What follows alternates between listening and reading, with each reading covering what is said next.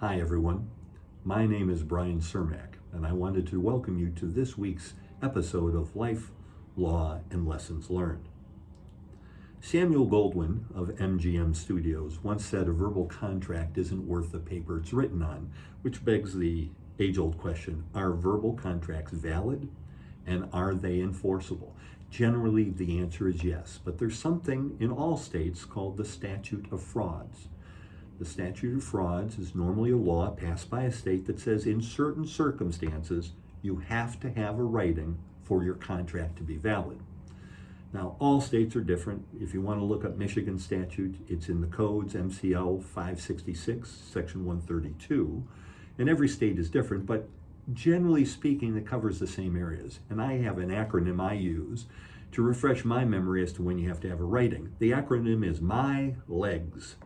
Not that you'd want to see my legs, but if you go to those first letters, they each stand for something. M in my legs is for marriage. A promise to do something if and when you are married has to be in writing, like a prenuptial agreement.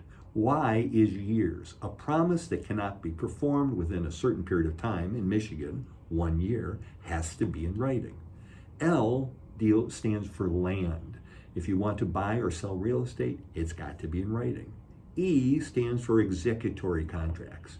Executory contracts are those that are performed over time, and obligations are like monthly payments when you rent your car or if you lease a house or an apartment. That's an executive contract, and it's got to be in writing. G is for sale of goods. If you buy or sell goods and the value is more than $1,000, it's got to be in writing. And finally, S of my legs is surety. If you've agreed to pay the debt of another or guarantee it, that's a surety agreement, it's got to be in writing. I always remember my legs and think of when I have to have a writing to make my contract valid. So that's all for this week. Until next time, if you've got any questions about the law, please reach out to us at the number and the contact information shown below. We'd be happy to answer any of your questions. But until we meet next week, remember, if you have a passion to learn, you'll never cease to grow. Have a great day.